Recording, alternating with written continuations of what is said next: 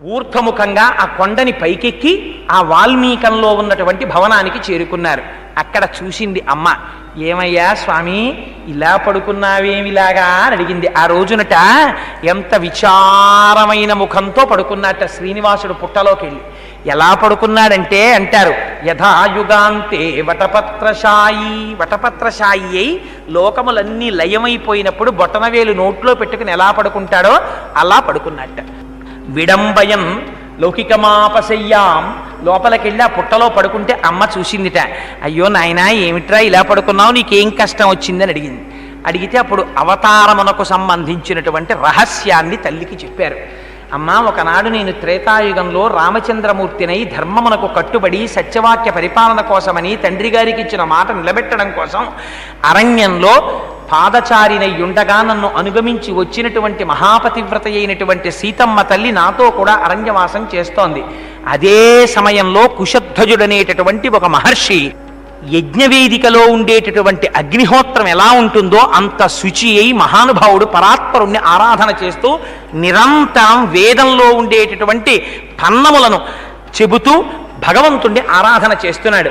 ఆయన యొక్క అర్చనకి ప్రీతి చెందిన పరమాత్మ ఆయనకి ఒక కుమార్తెనిచ్చారు. ఆ కుమార్తె దర్భల మీదకొచ్చి ఆ దర్భాసనం మీద పడుకుని నవ్వుతూ కనపడింది. ఆ పిల్లని వేదవతి అని పిలిచారు. ఆ పిల్ల యుక్త వయస్సు వచ్చిన తరువాత నేను శ్రీమన్నారాయణుణ్ణి మాత్రమే వివాహం చేసుకుంటానని బయలుదేరి తపస్సు చేస్తోంది. రావణాసురుడు వచ్చాడు, ఆ పిల్లని చూశాడు, పుష్పక విమానం దిగాడు. దిగి నిన్ను నేను వివాహం చేసుకుంటానన్నాడు. నేను శ్రీమన్నారాయణుణ్ణి మాత్రమే వివాహం చేసుకుంటాను, తపోదీక్షలో ఉంటానంది తల్లి. ఆ తపోదీక్షలో ఉన్నటువంటి వేదవితి యొక్క శీలమును అపహరించడం కోసమని మీదకొచ్చాడు రావణుడు. ఆమె యొక్క జుత్తు పట్టుకునే ప్రయత్నం చేస్తే ఆనాడు యోగాగ్నిలో ప్రవేశించి శరీరాన్ని విడిచిపెట్టబోయింది. విడిచిపెట్టపోతే అగ్నిలో దూకిందని రావణాసురుడు తిరిగి వెళ్ళబోతున్నాడు. ఏ స్త్రీ పట్ల నువ్వు అనుచితంగా ప్రవర్తించావో ఆ స్త్రీ వల్లే నీ ప్రాణములు పోతాయని శపించింది అమ్మవారు. శపించి వేదవతి ఒకరు, సీతమ్మ ఒకరా, లక్ష్మీదేవి ఒకరా? ఒక అమ్మే లోకరక్షణార్థం ఇన్ని రూపాలు మారుస్తుంది. మార్చింది. అగ్నిహోత్రం దగ్గరికి వెళ్ళిపోతే అగ్నిహోత్రుడు ఆ వేదవతిని కాపాడాడు. తన భార్య స్వాహాదేవికి ఇచ్చి కాపాడమన్నాడు. కొంతకాలం అయింది.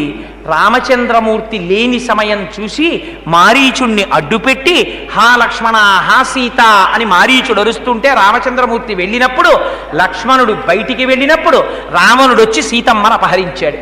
అపహరించి తీసుకుపోతుంటే అగ్నిహోత్రుడు ఎదురొచ్చాడు. ఓరి అవివేకి, నీవు తీసుకెడుతున్నటువంటి కాంత సీతమ్మ అనుకున్నావు. అసలు రహస్యం ఏమిటో తెలుసా? రామచంద్రమూర్తికి శబ్దవేది విద్యొచ్చు.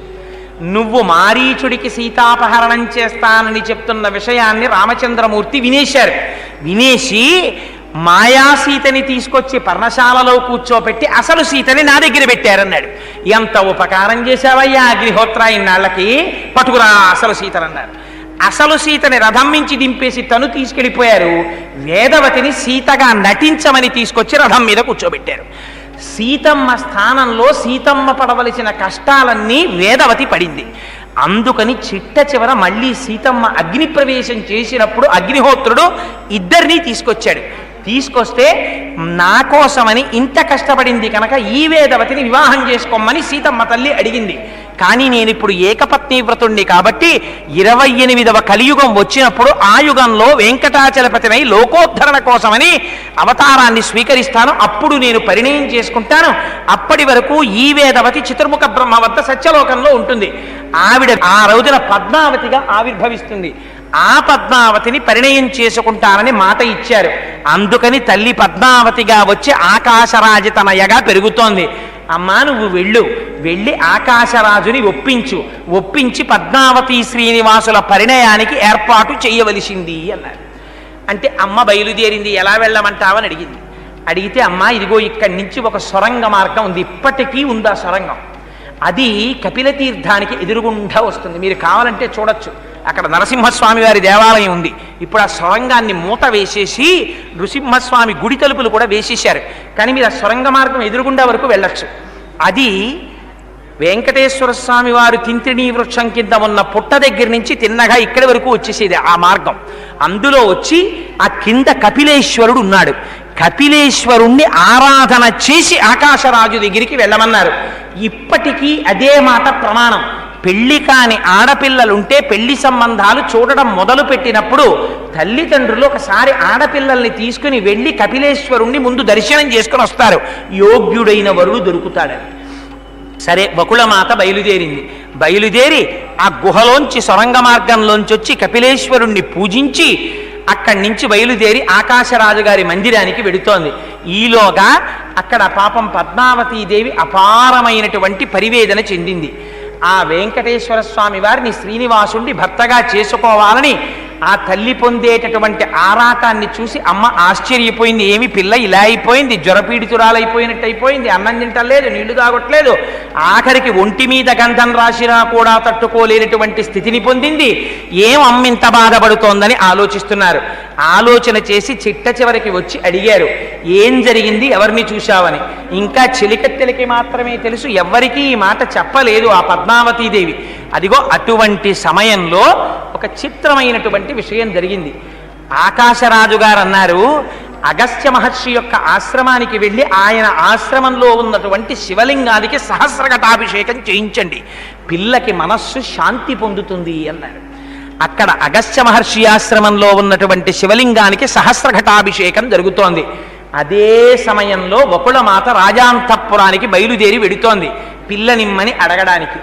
ఆలోచించారట శ్రీనివాసుడు, నేను ఇంత కష్టపడి అమ్మని పంపించాను, కానీ ఒక కన్ను కాదు, ఒక్క కొడుకు కాదు, ఒక్క ప్రయత్నం కాదు, అనేక రకాలుగా ప్రయత్నం చేయాలి. అమ్మని పంపిస్తే సరిపోతుందా, నేను ఒక ప్రయత్నం చేస్తాననుకున్నారు. అనుకుని ఎరుకల సానిగా మారిపోయారు. సోది చెప్పేటటువంటి స్త్రీగా వేషాన్ని మార్చుకుని బ్రహ్మగారిని ఒక చంటి పిల్లాన్ని చేసుకుని ఆ ఒడిలో ఒక పెద్ద గుడ్డకి ఆ పిల్లాన్ని వేసి కట్టుకున్నారు. పరమశివుణ్ణి రుద్రుణ్ణి చేతికర్రగా చేసుకున్నారు. ఈ బ్రహ్మాండములన్నింటినీ సృష్టించడానికి కావలసినటువంటి సత్వరజస్తమో గుణ భూయిష్టమైనటువంటి బ్రహ్మాండములను విదురు బుట్టగా మార్చుకున్నారు. ఆ బుట్టని తల మీద పెట్టుకున్నారు, అందులో బియ్యం వేసుకున్నారు, ఆ చేత్తో కర్ర పట్టుకుని బయలుదేరారు.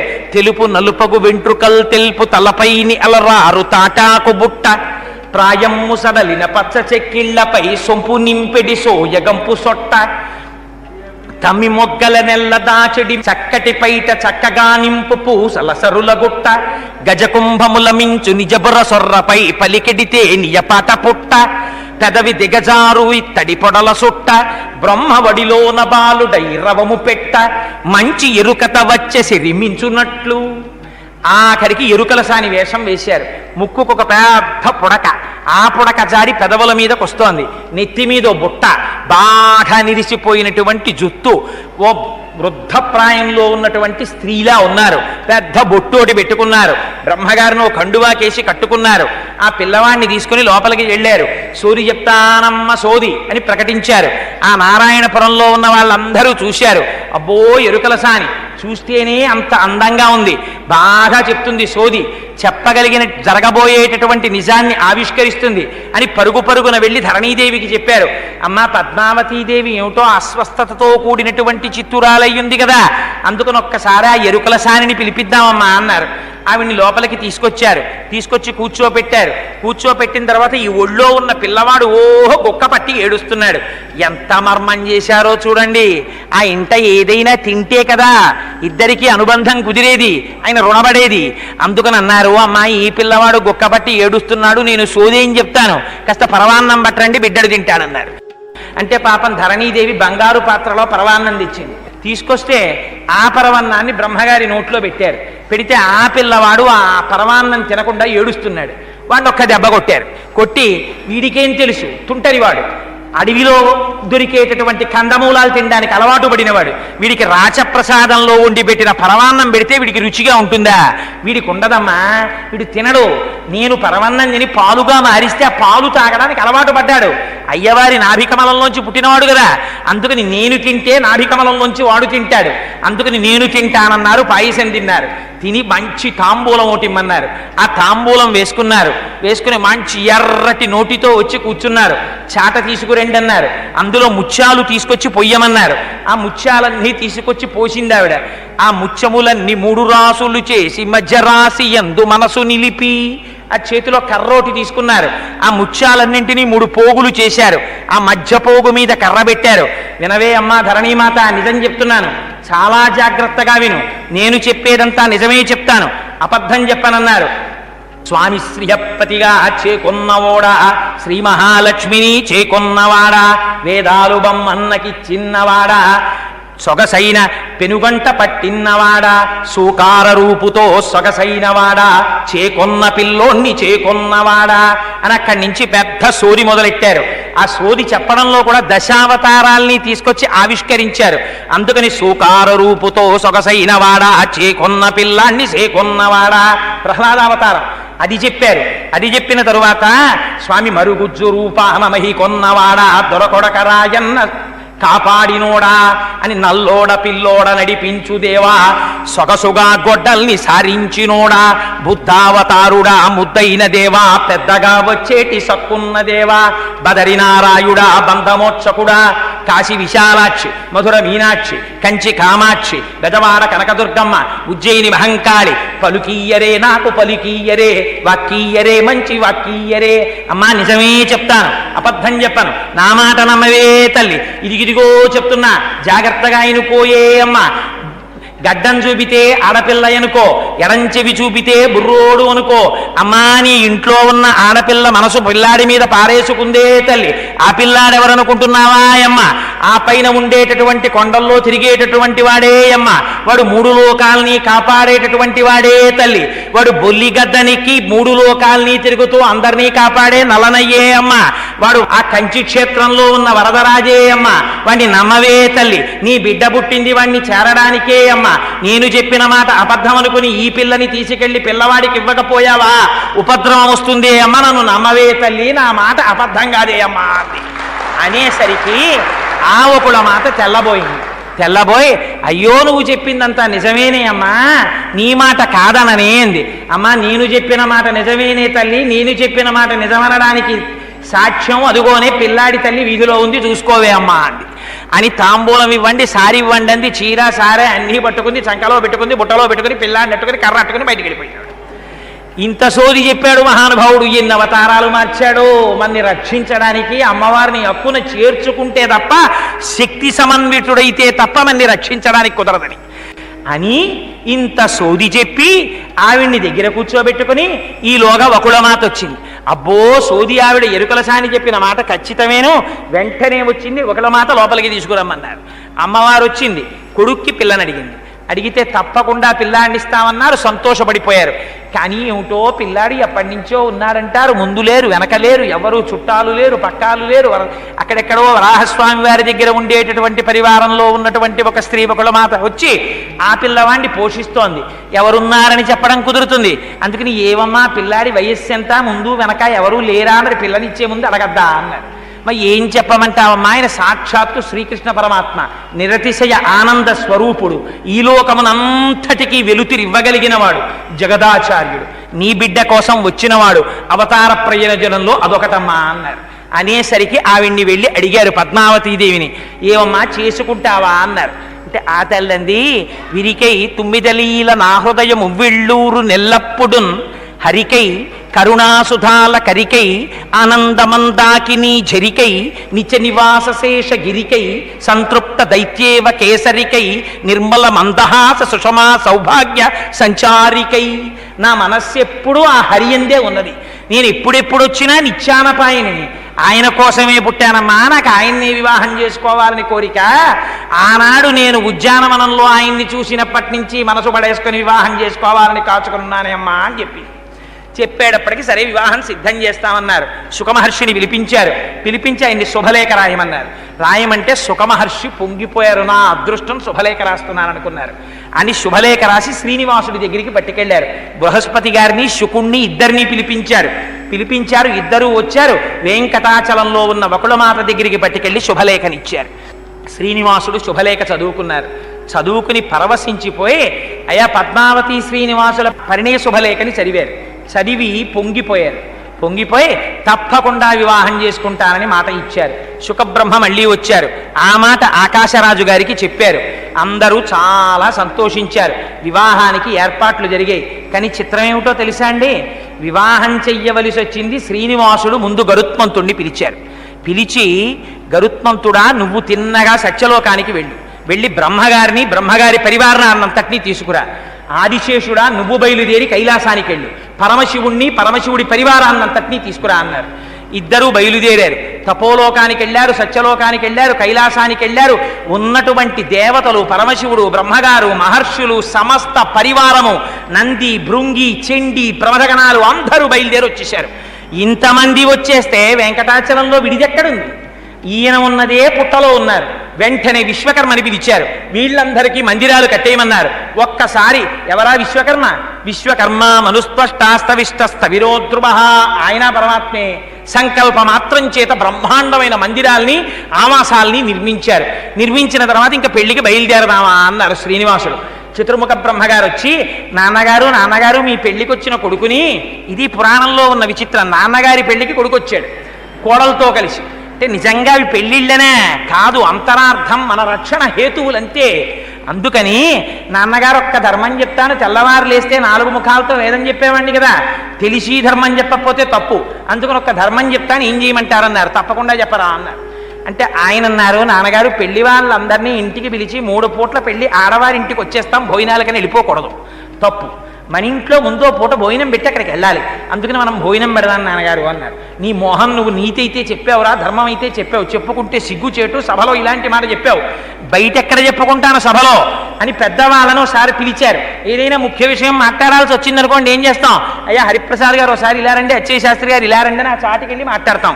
అలా ఆ సభలోంచి పరమశివ ఇలా రా అన్నారు, ఓ బ్రహ్మగారు ఇలా రండి అన్నారు. వీళ్ళిద్దరినీ తీసుకుని అశ్వత్థ వృక్షం చాటుకెళ్ళారు. చెప్పుకుంటే సిగ్గుచేటు, పిల్లనివ్వరు. ఉన్నదే ఉంది మన దగ్గర రొక్కం. లక్ష్మీదేవి వెళ్ళి ఆ కొల్హాపురంలో కూర్చుంది, మన దగ్గర నయా పైసా లేదు, పెళ్లి కొడుకు వెనకాతలు ఏమీ లేదని చేస్తే పిల్లనివ్వరు. వాళ్ళు పిల్లనిస్తామంటున్నారు. వాళ్ళేదో భోజనం పెడతారు, అక్కడికి వెడదాం అనుకుంటే నువ్వేమో భోజనాలు ఇట్టంటున్నావు, పెట్టలేనని సభలో ఎలా చెప్పను రా అన్నారు. అంటే బ్రహ్మగారు అన్నారు, నాన్నగారు యుగధర్మం అండి, అప్పు చెయ్యండి అన్నారు. అప్పు ఇచ్చేవాడెవరు రా అన్నారు. ఇంకెవరు? నవనిధులకి అధినేత కుబేరుడు ఉన్నారు కదా, పిలవండి అన్నారు. ఎందుకు వస్తాడు రా కుబేరుడు? అప్పివ్వడానికి ఆయన వస్తాడా? మనం వెళ్ళాలి. కానీ అంటే వస్తాడు నాన్నగారు. ఎందుకు వస్తాడో తెలుసా? కరస్తే హేమాద్రౌ గిరిశ వికటస్తే ధనపతౌ. పక్కన పరమశివుడు ఉన్నాడు, పరమశివుడు ఉంటే పక్కన కుబేరుడు ఉంటాడు, అందుకని ఆయన్ని పిలిచి అప్పడగండి అన్నారు. అంటే కుబేరుణ్ణి పిలిచి అడిగారు, 14 లక్షల రామముద్రికలు అప్పివ్వరా నాయన, బంగారు ముద్రికలు అన్నారు. ఆయన అన్నాడు, ఇస్తాను కానండి, యుగధర్మం ఒకటి ఉంది కదా, ఇచ్చిన తర్వాత నేను ఇవ్వలేదని మీరంటే నా బతుకు ఏమైపోవాలన్నాడు. అంత మాట అంటాననుకున్నావురా అయ్యా, నేను అలా అననరా అన్నారు. ఎందుకైనా మంచిదో నోట్ రాసి ఇవ్వండి అన్నాడు ఆయన. తప్పకుండా రాసిస్తానన్నాడు అని పాపం రాసిచ్చారండి. శ్రీ విలంబీనామ సంవత్సర వైశాఖ శుక్ల దశమి నాడు నారాయణపురం నేలేటటువంటి ఆకాశరాజు గారి పుత్రి చిరంజీవి లక్ష్మీ సౌభాగ్యవతి పద్మావతీదేవితో నా వివాహము నిశ్చయించబడినటువంటి కారణము చేత నా గృహానికి విచ్చేసినటువంటి బంధు మిత్ర సపరివారములకు భోజనాది సౌకర్యములను ఏర్పాటు చేయుటకు కావలసిన ద్రవ్యము లోపించినందున నవనిధులకు అధినేత అయిన కుబేరుని వద్ద 14 లక్షల రామముద్రికలు సువర్ణమూర్తులను అప్పుగా గ్రహించుచున్నాను. దీనికి చక్రవడ్డీగా ప్రతి 100 ముద్రికలు 1 ముద్రిక చొప్పున వడ్డీగా చెల్లించగలవాడను. అవతార సమాప్తి అయ్యే లోపల, శ్వేతవరాహ కల్పం లోపల ఈ మొత్తాన్ని వడ్డీతో తిరిగి చెల్లించగలవాడను. ఇట్లు శ్రీనివాసుడు తిరుమల అని రాసి చేతిలో పెట్టారు. మీరు ఇచ్చారు కానండి, చాలా సంతోషం, మీరు మాట తప్పరనుకోండి, పెద్దవారు మహానుభావుడు, మేమంటే వెళ్ళిపోతాం, కానీ మీరు ఎప్పుడు ఉంటారు లోకంలో. లోకాలు లయమైపోయినా నారాయణుడు ఉంటారు కానండి. ఒక్కటే చిన్న అనుమానం, యుగధర్మం కదా, రేపు పొద్దున్నది నా చేతిరాద కాదని మీరు ఎవరైనా అంటే ఇబ్బంది వస్తుంది కదా, కొంచెం నేను ఎవరి దగ్గరికి పెడతాను, నా పక్షం ఎవరో నిలబడవు, ఒక్క సాక్షి సంతకం ఎవరైనా పెడతారేమో అడగండి అన్నారు. అంటే శివుడి వంక చూశారు, ఏమయ్యా నువ్వు పెడతావా అన్నారు. శివకేశవులకి భేదమా? ఎంత మాట అన్నావయ్యా కుబేరా, నేను పెడతానని సంతకం పెట్టారు. ఆయన పెడితే, అయ్యా ఒక సంతకం ఉంటే ప్రోనోటు పర్వాలేదనుకోండి, 2 ఉంటే చాలా బలంగా ఉంటుందండి అన్నారు. అంటే 2వ సంతకం కూడా కావాలంటావా అన్నారు. 2వ సంతకం ఉంటే బాగుంటుందండి అంటే కొడుకు వంక చూశారు. ఒక్కొక్క నాడు కొడుకే షూరిటీ పెట్టాల్సి వస్తుంది తండ్రికి. అంటే పాపం కొడుకు వంక చూశారు. నాన్నగారు నేను పెడతానండి చతుర్ముఖ బ్రహ్మగారు చతుర్ముఖ బ్రహ్మ అని ఆయన సంతకం పెట్టారు. పెట్టిన తర్వాత 2 సాక్ష్యాలు ఉంటే సాధారణంగా ఓ మోస్తరు సొమ్ము ఇచ్చేస్తామండి. కానీ మీరు అడిగింది కొంచెం పెద్ద మొత్తం, 14 లక్షల సువర్ణ రామముద్రికలు. కొంచెం సాక్ష్యాలు గట్టిగా ఉండదు. ఒక ఆయన మీ కొడుకు, ఒక ఆయన మీకన్నా తేడా చెప్పడం వీలు కానివాడు. ఒక్కొక్కసారి ఆయన మీరైపోతారు, మీరు ఆయన అయిపోతారు. ఇంకొక ఆయన కొడుకు, మీరు ముగ్గురు ఏకమైపోతే నా బతుకేమైపోతుందో అని కొంచెం ఇబ్బంది పడుతున్నానండి. పోతే పోయిందిలో 1000-2000 అనుకుంటే వదిలేద్దును. 14 లక్షలాయే, కుదరదందామంటే పెళ్ళాయే, మీ ఇంటికి వచ్చాను, ఎలా కుదురుతుంది? ఇస్తాను కానీ అంటే నాకు అర్థమైంది లేవయ్యా, ఇంకోడిని చూడాలంతేనా అంటే పాపం ఏ చెట్టు కింద నిలబడి మాట్లాడుకుంటున్నారో ఆ అశ్వత్థ వృక్షం ఉంది, నేను పెడతాను సంతకం అండి అంటే సరే నువ్వు పెట్టన్నారు. పాపం అశ్వత్థ వృక్షం పెట్టింది సంతకం. ఇప్పటికీ ఉంది తెలుసా అండి ప్రామిసరీ నోటు. నేను వెంకటాచలం వెళ్ళినప్పుడు దాని గురించి అడిగితే చూపిస్తారో చూపించరో అనుకుంటూ పాపం నాతో ఒకసారి 50-60 మంది వచ్చారు. శాస్త్రి గారు కూడా వచ్చినట్టున్నారు. అప్పుడు అడిగాం, అయ్యా ఒక్కసారి చాలా దూరం నుంచి వచ్చాం, పురాణంలో చదివి సంతోషిస్తూ ఉంటాం, ఆ ప్రామిసరీ నోటు ఇప్పటికీ రాగి రేకు మీద ఆదివరాహస్వామి వారి పీఠం కింద భద్రపరచబడింది అంటారు. మా యందు మీకు అనుగ్రహం ఉంటే ఒకసారి చూపించండి అని అడిగాం. పాపం ఆ రోజున గుడిలో చాలా రష్గా ఉన్నా మీరు 10 నిమిషాలు పక్కన నించోండని ఆ పీఠం కింద నుంచి రాగిరేకు తీశారు. తీసి ఆ ప్రామిసరీ నోట్ అంతా చూపించారు. చూడండి ఇదిగో సంతకాలతో సహా ప్రామిసరీ నోట్ అది ఇప్పటికీ ఉంది వెంకటాచలంలో నోటు అని. ఇది ఎక్కడి నుంచి తీరుస్తానో తెలుసా? ఎక్కడి నుంచి తీరుస్తావు అని అడిగారు. సోర్స్ ఆఫ్ ఇన్కమ్ మన కాలం ఇవన్నీ చూసే వచ్చేలా ఉంది. అంటే ఆయన అన్నారు, నేను ఎక్కడి నుంచి ఉన్నా నా భక్తులు వచ్చి నాకు కానుకలు ఇస్తారు. శంకరాచార్యులు వారు అందుకే అక్కడ ధనాకర్షణ యంత్రం వేసేశారు. అందులోంచి నీకు వడ్డీ కడుతుంటాను అన్నారు. సరే ఒప్పుకున్నారు. 14 లక్షలు అప్పు ఇచ్చారు. అమ్మయ్య దొరికే డబ్బులు అంతే చాలు, పరువు పోలేదనుకున్నారు. అవతల ఇంతమంది ఆకలితో ఉన్నారు, భోజనం పెట్టాలి. వెంటనే పప్పు దినుసులు తెప్పించారు, చింతపండు తెప్పించారు, నీళ్లు తెప్పించారు, వంట పాత్రలు తెప్పించారు, కట్టెలు తెప్పించారు, అన్నీ తెప్పించారు. వంట చేసేవాడు ఎక్కడ దొరుకుతాడండి అన్నారు. పెళ్లి నిశ్చయం అవగానే ముందు మనం వెతుక్కునేది ఎవరి కోసమో తెలుసా అండి? వంటవాడు దొరకడు.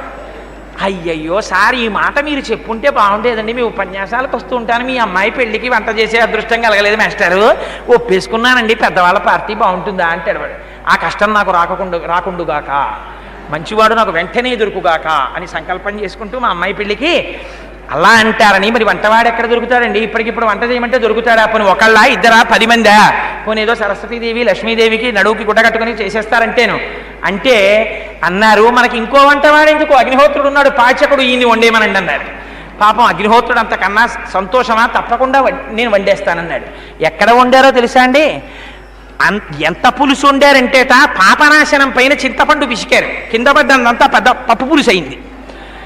అలా ఎంతంత పప్పు ఉండారో, ఇన్నిన్ని కూరలు ఉండారో, ఎన్ని మధుర పదార్థాలు ఉండారో. వాయుదేవుడు వచ్చి అందరికీ సువాసనలు గుబాళించేటటువంటి వస్త్రాల్ని, ఇప్పుడు మనం కర్పూరం పుల్లలని తీసుకొస్తామే అలాంటి సువాసనాభరితమైనటువంటి ద్రవ్యములను తీసుకొచ్చి వాయుదేవుడు ఇచ్చాడు. సుబ్రహ్మణ్యేశ్వర స్వామి వారు మన్మధుడు కలిసి తాంబూలం మన్మధుడిచ్చేవాడు. మన్మధుడిచ్చిన తాంబూలం వేసుకునేటప్పటికి అల్లరవుతుందేమో అని సుబ్రహ్మణ్యేశ్వర స్వామి వారి చందనం రాసేవారు. బ్రహ్మజ్ఞ జ్ఞానం వచ్చి వీళ్ళు కుదురుగా ఉంటారని అందులో సుబ్రహ్మణ్యేశ్వర స్వామి వారి చందనం రాస్తూ ఉండేవారు. ఈ వచ్చిన వాళ్ళందరికీ విస్తళ్ళు వేయమన్నారు. ఎంతమందికి విస్తళ్ళు? ఇప్పట్లో దిక్కుమాలను బఫే పెట్టడం అప్పుడు అలవాటు లేదు గనక చెప్పులు వేసుకుని అడుక్కు తిన్నవాళ్ళ వివాహానికి వెళ్ళినవాడు ఎడంచేత్తో విస్తరట్టుకుని చెప్పులు వేసుకుని అన్నమో రామచంద్ర అని అక్కడికి వెళితే వాడు ఇంత గడితో తీసి అందులో బారేస్తాడు. బారేస్తే పప్పు కావాలంటే పప్పు వాడి దగ్గరికి, పులుసు కావాలంటే పులుసు వాడి దగ్గరికి పరిగెత్తాలి. పరిగెత్తి ఎక్కడో చెట్టు కింద నిలబడి ఏ జన్మలో చేసుకున్నటువంటి కర్మో పూర్తవుతోందని నిలబడి ముష్టివాడు తిన్నట్టు తింటూ ఉండాలి. అది అప్పుడప్పుడు జారిపోతుంది. మంచినీళ్ళు తీసుకుందామంటే పుట్టుక్కని ముడుచుకుపోయే ప్లాస్టిక్ గ్లాసు అది తీసి నోటి దగ్గర పెట్టుకునేటప్పటికి అది జారి చొక్కా మీద పడిపోతుంది. ఇంత అల్లరి. ఈలోగా చేతికి వణుకు, నరాల బలహీనత, దాని చేత ఆ పులుసు వచ్చి ఒంటి మీద పడుతుంది. వేడి, చెయ్యి కాలిపోతూ ఉంటుంది. ఈలోగా అక్కడ అయిపోతుంటాయి గారులు. మళ్ళీ వాడి దగ్గరికి వెళ్ళి అయ్యా గారి, అయ్యా పులుసు, అయ్యా పప్పు అని అడుక్కోవాలి. వాడు వేస్తే వేస్తాడు. ఒక్కొక్కడు సవ్యసాచి. వచ్చిన వాడి ముఖం, వాడి సంప్రదాయం కూడా వాడికి అక్కర్లేదు. ఎడం చేత్తో కూర, కుడి చేత్తో పులుసు వాడేస్తాడు.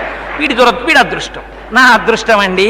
అందుని శుభలేఖ కూడా అలాగే ఉంటుంది. వరుడు, వధువు అన్ని సైడ్ హెడ్డింగ్లే.